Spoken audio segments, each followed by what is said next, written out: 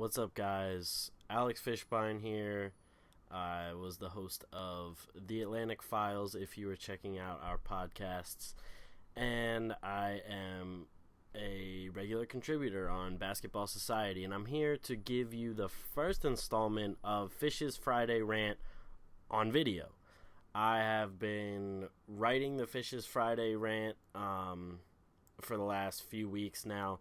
I started it not too long ago, about, I would say right around when the conference finals were going on, because the first one I did was about the Hawks and their game against the Cavs. So, I come here today to talk about the draft. Now, for those of you who don't know me, I'm a Sixers fan, diehard Sixers fan. I mean, pretty much everything I own has something Sixers on it. But we'll get into the Sixers part of the draft in a second. First, I would say that the Timberwolves had a good draft. They definitely got a guy that they needed in Antony-Towns. They also got Tyus Jones in that trade with Cleveland near the end of the first round, and I think both of those guys can really contribute to the team. Tyus Jones could definitely be a nice addition to their bench squad, and Antony-Towns will definitely be the guy that they need starting at center. Now, when I look at their starting five, they got Rubio, Levine, Wiggins, and then I guess you could throw Anthony Bennett at power forward. Probably wouldn't want him at power forward if you're asking me. But you could probably just throw maybe Pekovic there. Even though he can't shoot, I know he's not a big shooter, but I mean, for the defensive end, it could work. And then you got Antony-Towns at the 5. And on paper, it looks like a decent squad. The one big thing, if you ask me, though, is the shooting. We know Rubio can't really shoot. Levine is all right. Wiggins from the outside hasn't been that great. So what they really need to work on, I think, is getting their shooting and shoring that up. Tyus Jones will definitely give them some kind of scoring off the bench, probably a little shooting as well. But they're going to have to find somebody else to add on to their scoring. Somebody else that can hit the outside shot. And it can't, I mean, it can't just be like only one person on like the entire team. You're going to need a couple of them.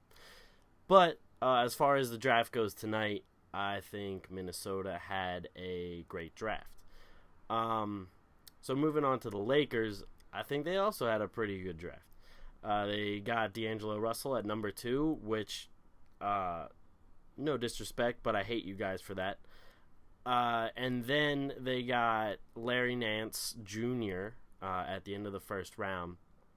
And I think both of those guys will definitely be some pretty good down-the-road players for the Lakers, especially D'Angelo Russell. I mean, this guy was touted as one of, if not the best guy coming out of the draft. A lot of people, a lot of experts, I should say, if you want to call them that, experts, were saying that he would probably be the best in the, like, later on down the road, be the best player from this draft class. And he's the one who's the most sure shot, not a bust player. So, seeing as all of these pluses they got in D'Angelo Russell and very few minuses, it looks like they definitely got a guy for the future in Russell. And they're going to pair him now alongside with Clarkson, who has been improving and who looks like a promising young player.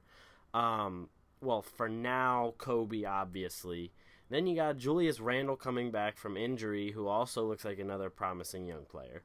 And what they really have to do is shore up the center position. And, I mean, really see what's going on with that small forward position. I know they have Swaggy P at the moment. but you really don't want him as a starter, most likely. He's definitely more of a guy coming off the bench.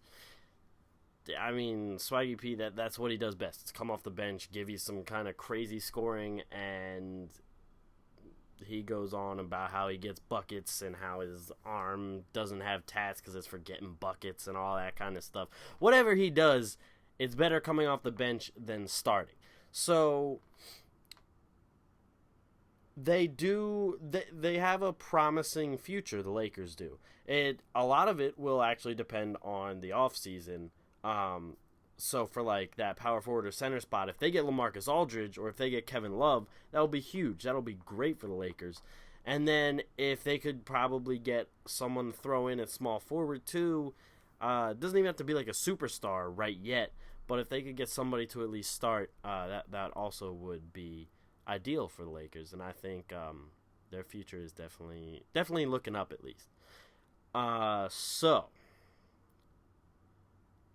talking about the Sixers, I will start it off by saying I was upset as soon as the Lakers took D'Angelo Russell at number 2. I was upset. I yelled. I was sitting here in my apartment in the living room. I yelled. I did. I screamed. Well, not screamed. I just yelled the F word pretty loud. I really wanted D'Angelo Russell here in Philly. We need a guard. We need someone who can shoot. And instead, we go out and get 5 center/power forwards and 1 small forward in JP Tokoto. Now, the Jahlil Okafor pick, I'm not going to lie, the dude can ball. I like it. Okafor can ball. The only problem is now we have a logjam of big men. You got Okafor, Embiid, and Noel, and you have to somehow distribute the minutes between those 3. Like, those 3 are all starting caliber players. At least they're expected to be, because we haven't seen Embiid or Okafor play in the NBA yet. But they're all supposed to be starting caliber players, and none of them are going to start at small forward. That's just absurd. But it's really looking like the Sixers want to make a team full of centers, just like put Noel at point guard, maybe put Okafor at small forward or something, and Embiid at center, and then, might as well throw Thomas Robinson at shooting guard, and take one of the draft and stash guys we get and put him at power forward or something.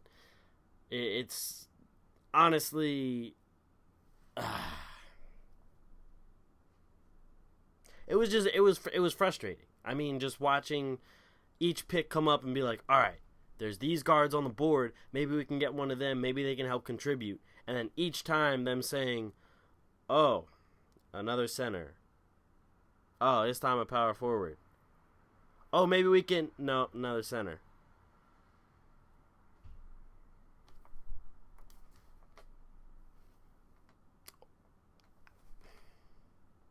I